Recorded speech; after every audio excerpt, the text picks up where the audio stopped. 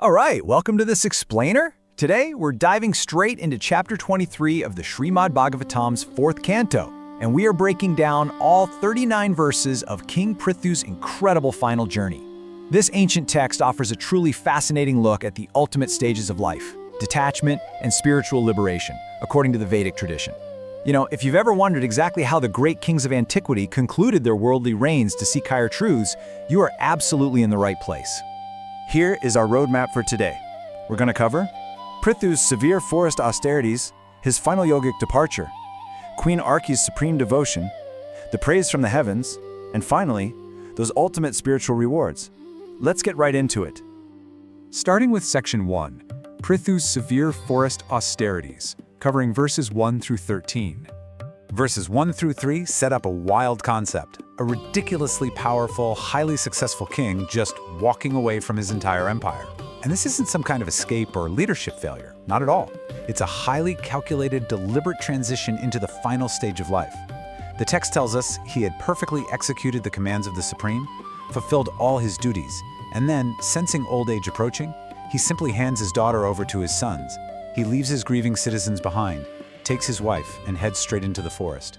He's literally shifting gears from peak administrative success directly into deep, intense spiritual focus. And when we say intense, we mean it. The progression of his physical discipline in verses 4 through 8 is wild. He doesn't just stop eating overnight, he systematically eliminates his dependence on physical food. He starts out sustaining himself only on roots and fruits. Then he downgrades to eating just dry leaves. Next, only water. And finally, this is the craziest part, in the ultimate state of ascetic mastery, he sustains his body entirely on air. It is a step-by-step detachment from the very material elements that sustain earthly life. Then there's the historical context of Panchatapa, which gives us a completely impartial, scriptural account of extreme asceticism designed to conquer the physical senses. Picture this. During the scorching summer, Prithu sits surrounded by 5 blazing fires, 4 around him, plus the blinding sun right overhead. In the rainy season, he just sits there, fully exposed to torrential downpours. And winter, he submerges himself up to his neck in freezing water and sleeps on the bare, cold earth. He's intentionally training his body to become totally indifferent to environmental dualities like heat and cold. But here's the thing. The text makes it super clear that all these physical hardships were merely a foundation. Verses 9 through 13 show us that this intense physical discipline was really meant to support a profound, unwavering meditation on the Supreme. Using the path of Bhakti Yoga, which was taught to him by the great sage Sanat-kumara, Prithu sharpens his mind. This pure devotion acts like a sword, slicing through his final earthly attachments, resolving every last doubt, and firmly locking his consciousness onto the divine. Moving on to section 2, the final yogic departure, which spans verses 14 to 18. This next sequence is absolutely mind-blowing. It gives us a hyper-detailed biological and spiritual map of a mystical yogic death, an intentional, conscious departure. Verses 14 and 15 explain how Prithu literally directed his life air upwards through very specific bodily centers. He begins by blocking his lower bodily functions, then pushes that life air up from the navel to the heart, up into the chest, into the throat, and finally settles it right at the top of the head. It's this ancient, precise map of internal energy manipulation, showing total mastery over the life force. Then, in a fascinating metaphysical sequence in verses 16 through 18, he systematically dissolves his physical makeup. He's basically merging his microcosm back into the macrocosm. Earth merges into water, water dissolves into fire, fire into air, and air into ether. He then pulls his mind into his senses, and his senses back into their origins. By completely withdrawing from the material illusion through supreme knowledge and renunciation, he perfectly abandons his physical body. All right, section 3, Queen Arci's supreme devotion, covering verses 19 through 22. Now, the narrative shifts focus to Queen Arci. Her story here is one of absolute, unwavering dedication and sacrifice alongside her husband. And the text draws this vivid contrast to show that her strength didn't come from some kind of physical endurance. It came entirely from the joy and honor of serving her partner. On one hand, you have her delicate royal upbringing. She was a great queen whose feet barely even touched the earth. On the other hand, you have her harsh, forced reality. She became totally emaciated from these severe conditions, yet she felt absolutely no distress. Why? Because the profound honor of serving her beloved husband completely eclipsed any physical discomfort. This brings us to her final actions. When she discovers her husband's lifeless body, she laments briefly, but then takes immediate, decisive action. As detailed in the scripture, she handles the ancient practice of sati by building a funeral pyre right there on a mountain ridge. After performing the necessary rites and purifying herself in the river waters, she circumambulates the fire 3 times. Then, meditating intently on her husband's feet, she willingly enters the blazing fire. That brings us to section 4, Praise from the Heavens, verses 23 through 29. An incredible act of devotion like that doesn't just go unnoticed. The heavens literally open up in response. While showering down flowers and playing celestial music, the heavenly beings, specifically the wives of the demigods, offered this profound praise. They recognize her spiritual ascent, marveling at how she served her husband with her entire being and is now ascending to the higher realms, actually bypassing even the celestial beings because of her inconceivable actions. And this brilliantly illustrates the core philosophical argument of the text. The heavenly wives draw a really sharp contrast here. On one side, you have Queen Arci's ultimate achievement of eternal freedom through absolute dedication. On the other side, you have the tragedy of foolish mortals. The scripture points out that achieving a human birth is incredibly rare, and it's meant for ultimate liberation. So, to waste this short, fleeting human lifetime chasing temporary, material pleasures, the text views that as the greatest self-deception possible.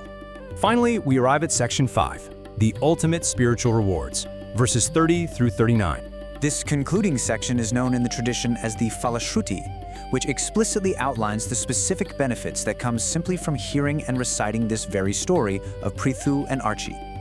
Verses 30 through 32 map out how engaging with this text promises specific material and social successes depending on your societal role or varna. A brahmana, or priest who reads it, achieves spiritual luster. A kshatriya, a warrior, gains lordship over the earth. A vaishya achieves mastery in trade, and a shudra attains the highest respect and elevation in society. The narrative holds distinct power for every cross-section of society. Moving on to verses 33 and 34, the scripture claims some incredibly direct lifestyle transformations. It actually states that anyone who hears this account 3 times with deep reverence will see their life fundamentally change. If you're childless, it says you'll be blessed with excellent children. Destitute, granted immense wealth. Those who are unrecognized will achieve glorious fame, and even someone considered foolish will become a learned scholar. It acts almost like a spiritual amulet against inauspiciousness. But here is the crucial point in these concluding verses. While the text absolutely offers these grand material boons, like victory in battle, long life, and wealth, the true, ultimate reward is perfect spiritual liberation. The highest promise given here is that by regularly and respectfully engaging with the story of King Prithu, a person develops pure, unalloyed devotion to the Supreme Lord, becoming completely detached from material bondage, and finally crossing over the ocean of material existence.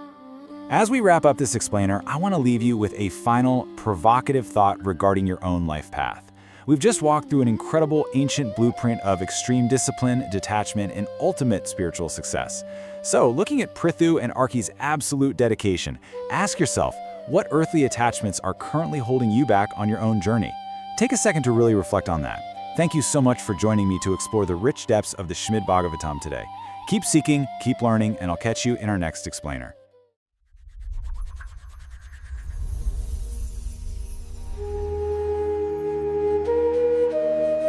Imagine having absolutely everything. And I don't just mean like a really nice house or a super comfortable job. Right, you mean having actual total control. Exactly. I mean ruling the entire world flawlessly. Having boundless wealth, absolute respect, a literal utopian society that you built from the ground up, and a family that adores you. It's the absolute pinnacle of human success. Yeah. And then right at the peak of all that success, you voluntarily walk away from every single piece of it just to go sleep on the bare dirt in a forest. It forces a massive reevaluation, doesn't it? I mean, we spend our entire lives trying to accumulate things, trying to build our own little kingdoms to secure our comfort. Oh, 100%. So to see someone who already possesses the ultimate kingdom just put it down and walk into the wilderness, it completely challenges our definition of security. It really does. So welcome to today's deep dive. We are looking at what might be the ultimate exit strategy. We're exploring this really profound narrative from an ancient Indian text. Specifically, we're looking at chapter 23 from the 4th canto of the Srimad Bhagavatam. Which is such an incredibly rich section of the text. It is. And our mission today is to uncover how this world-dominating figure, King Prithu, managed to completely dismantle his entire existence. We're going to break down his brutal retirement into the forest, the honestly astonishing yogic process he used to uncouple from his physical body, and his wife, Queen Arci's unparalleled sacrifice. Yeah, that part is particularly intense. Really intense. And stick around, because we are also going to examine the massive sweeping promises this ancient text makes to anyone, and I mean anyone, including you listening right now, who simply hears this history. The entire narrative is just a masterclass in the tension between attachment and liberation. It really challenges the listener to look at their own attachments from a radically different vantage point. So let's just jump right into the first few verses. The story begins with King Prithu noticing the physical signs of aging. He's this world-dominating sovereign who has perfectly executed all his duties, right? The text says he sustained the world, upheld the moral and cosmic order dharma, and followed all divine instructions to the letter. But instead of clutching onto that power until his dying breath, he just hands the entire kingdom over to his sons. He leaves behind these devastated citizens and his weeping family. And alongside his wife, Queen Arci, he heads straight for this highly regulated environment called the tapo-vana, or the forest of austerities. Which is just a striking contrast to how we view the twilight years today. I mean, modern retirement is generally framed as this ultimate pursuit of comfort, you know? Oh, totally. It's the reward for decades of grinding at work. You step down from the boardroom to, buy a sailboat or move to a golf course. Exactly. But Prithu's transition is the polar opposite. He enters an environment designed specifically to strip away comfort. He strictly follows these Vaikhanasa rules, which is a severe disciplinary code for ascetics. Yeah, I was really trying to wrap my head around his routine in this forest. His diet undergoes this wild, extreme progression of deprivation. He starts by eating only roots and fruits he finds in the woods. Right, foraging, basically. Yeah, but then after some time, he downgrades to eating only dry leaves that have fallen to the ground. Then, he stops eating solid food entirely and survives by exclusively drinking water. And finally, and this is wild, the text notes he survives solely by breathing air. I know, to a modern observer, that progression sounds dangerously close to, well, self-harm or punishment. Yeah, like starvation. Right. But within this philosophical framework, it is an incredibly calculated preparation. The goal here is the burning away of karmic residue. Okay, break that down for me. How does starving burn karma? So the underlying logic is that the physical body and our constant demands to feed it, clothe it, and comfort it, that is the very anchor keeping the soul tied to the material world. As long as a person relies on the material world for sustenance, they maintain a deep psychological attachment to it. Oh, I see. So by tapering off his physical dependencies, he's basically trying to prove to his own mind that his existence doesn't actually depend on material input. That's the exact mechanism. He's systematically severing the physical tethers, teaching his consciousness to detach from biological impulses. And it goes way beyond just food, too. The text describes him subjecting himself to extreme weather conditions.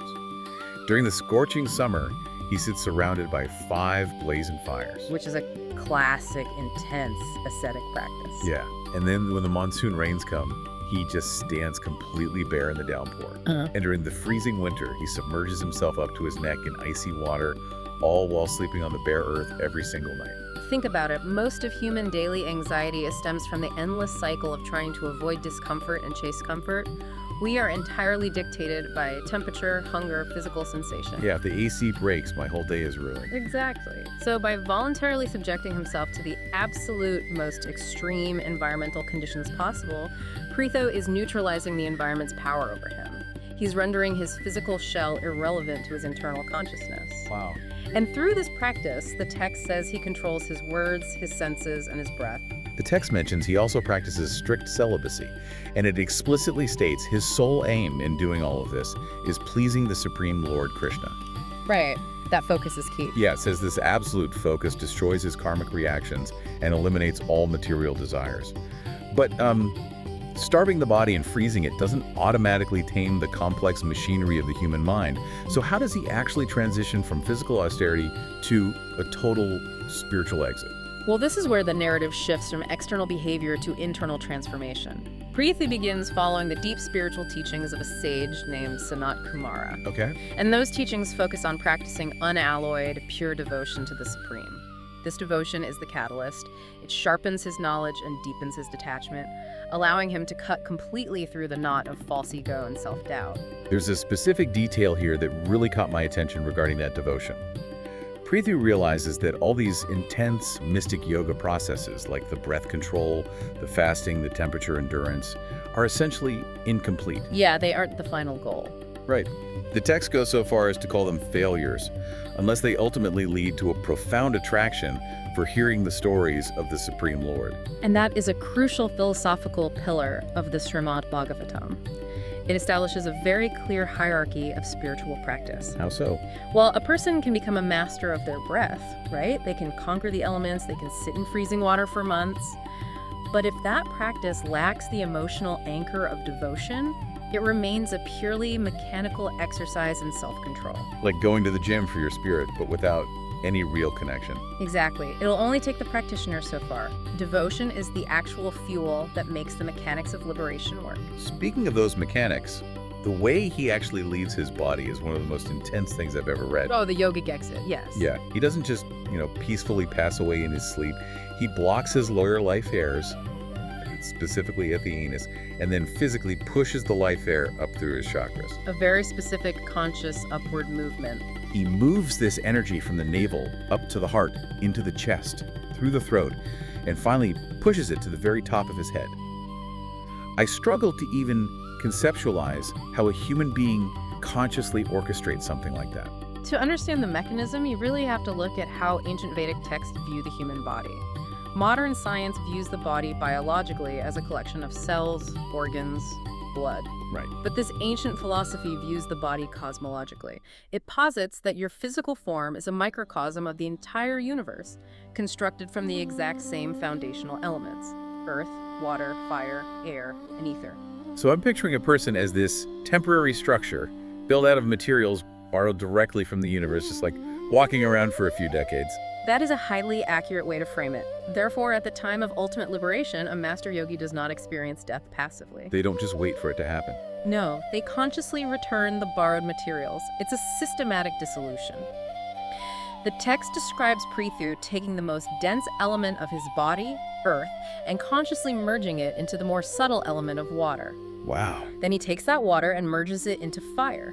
The fire is merged into air, and the air is merged into ether or space. It's like taking a massive, complicated Lego castle and not just knocking it over, but meticulously separating the blocks by color, putting them back into their original manufacturing bins, and then dissolving the bins themselves. That's a great analogy. Because after he merges the physical elements, he targets his mind. He merges his senses into his mind into the objects of the senses, and ultimately dissolves everything back into the universal cosmic ego. Right, the source material known as the Mahatattva. Yeah, the Mahatattva. He is deliberately dismantling the very apparatus of his false identity. In this view, the mind, the senses, the ego, these are just subtle material coverings over the pure soul. By folding them back into their cosmic origin, he leaves his body in a state of supreme, unadulterated spiritual realization. It's the absolute pinnacle of individual spiritual success. But he didn't journey into that forest alone. Which brings us to a part of the narrative that requires a lot of context to process. Yes, Queen Arci. Queen Arci was right beside him the entire time. The text paints this vivid picture of her before the forest, describing her as a delicate royal woman whose feet were so soft they were never meant to touch the bare earth. Yet she follows him into this brutal environment. Right, and she becomes completely emaciated from the harsh conditions. However, the narrative points out a vital distinction in her experience. She feels no pain. Her path is parallel to Prithu's, but entirely distinct in its execution. Yeah, the text says the pure joy she feels from serving her husband sustains her completely. But the narrative takes a sharp turn when she realizes Prithu has successfully left his physical body. Right. She weeps briefly, builds a funeral pyre on a hill, bathes in the nearby river, and offers ceremonial oblations. She walks around the fire 3 times, and then she voluntarily enters the raging flames while meditating deeply on her husband's feet. It's a profound moment. But, from a modern perspective, hearing about a woman who starves herself in the wilderness and then steps into a fire is deeply, deeply alarming. The discomfort with that image is completely understandable. To process the mechanism at play here, we have to view the event strictly through the lens of ancient absolute dedication. Okay, how so? Well, what is described here is the idealized original concept of voluntary transition. The practice of sati, long before the concept was corrupted into forced and tragic social practices in later centuries.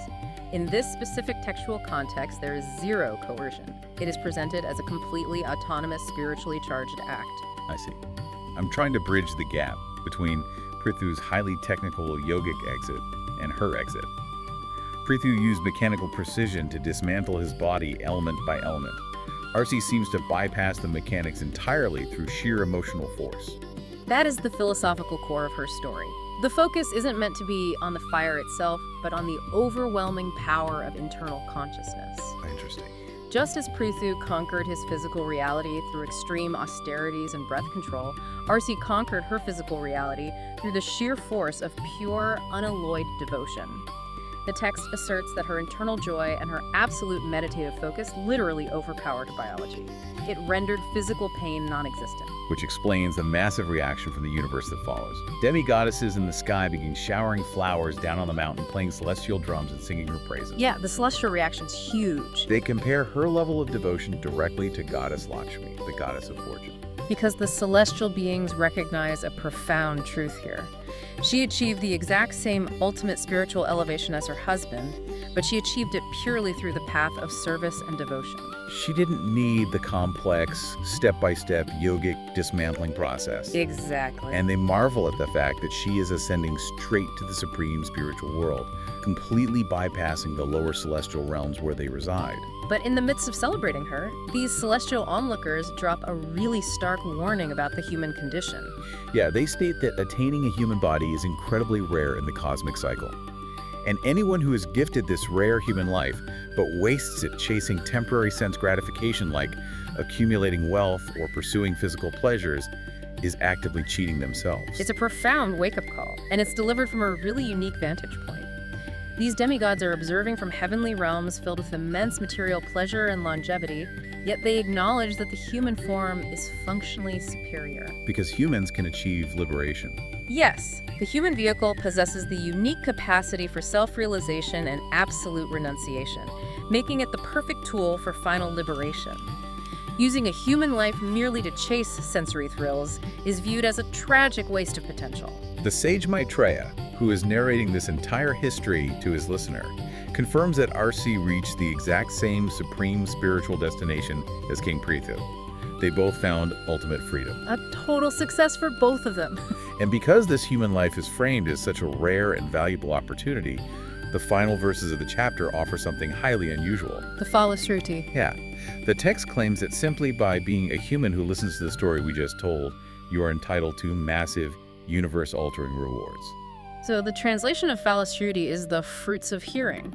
It's a structural feature found in many ancient texts, outlining the specific benefits a listener gains by absorbing the material. But the scope of the promises made in this specific chapter is remarkably expansive.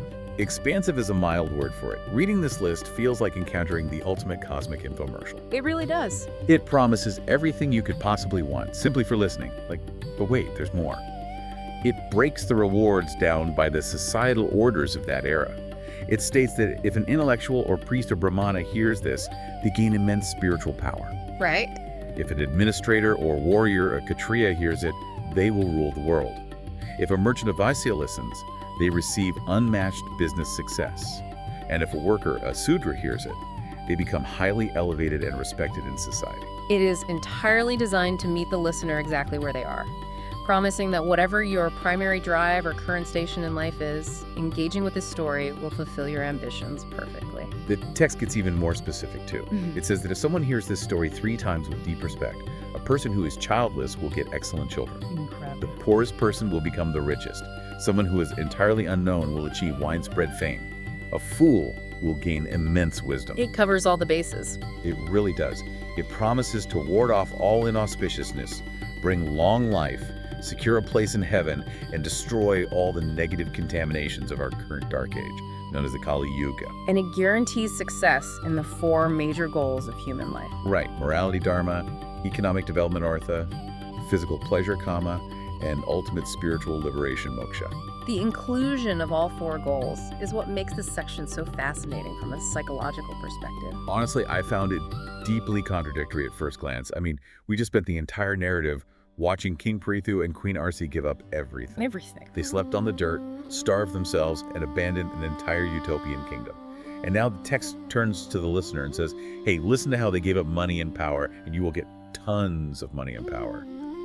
How does the philosophy reconcile that massive pivot? It is a masterful deployment of human psychology. The ancient sages who compiled these texts understood human nature intimately. They knew that if they only promised pure, abstract, spiritual liberation, which, as we just saw, requires extreme renunciation and austerity, the vast majority of people would simply close the book and walk away. Yeah, that makes sense. Most human beings are deeply entangled in the desire for wealth, family, success, and security. We want the comfortable retirement in the nice house, not the freezing water and dry leaves. Exactly so. The Falastruti serves as an intentional hook. It invites the reader in by appealing to their existing material desires. It says, come, listen to this profound history, and your desire for wealth and fame will be fulfilled. But there's a catch. There is. The underlying mechanism is transformative. By repeatedly hearing the story of Prithu's absolute renunciation and Arci's pure devotion, the listener's heart and consciousness are gradually cleansed. So it operates like a Trojan horse of spiritual purification.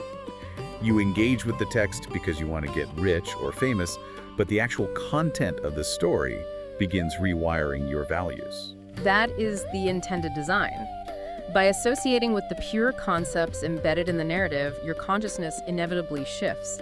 Over time, those initial material desires naturally fall away, and they are replaced by the very devotion the story highlights. Wow, that reframing makes the remaining verses perfectly logical.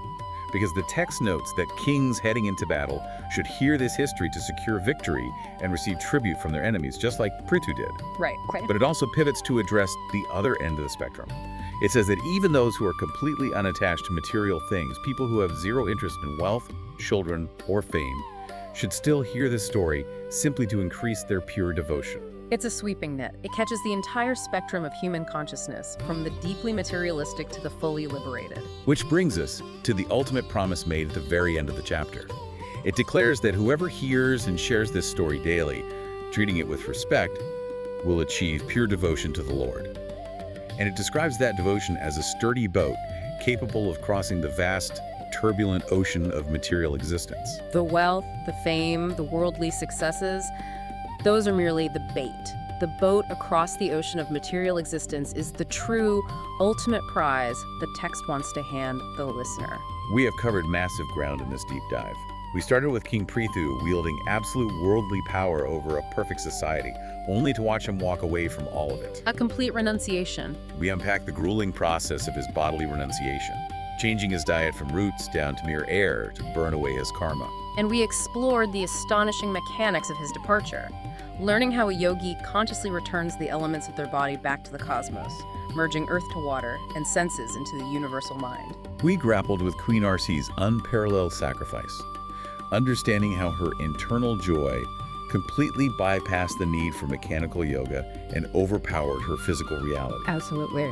And finally, we examined how this ancient text uses our own modern worldly desires as a psychological trapdoor to lead us toward ultimate spiritual freedom. It serves as a profound blueprint for detachment, cleverly wrapped inside a history of absolute devotion. As we wrap up this exploration, I want to leave you with one final thought to mull over.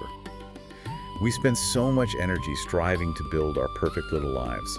The ideal career, the flawless investment portfolio, the beautiful home. Right. But if King Prithu had to willingly abandon an actual literal utopia just to find true freedom, what perfect things in your own life are you holding on to so tightly that might actually be keeping you tied down? That is a vital question for anyone navigating the modern world. Thank you for taking this journey with us. We will see you on the next deep dive.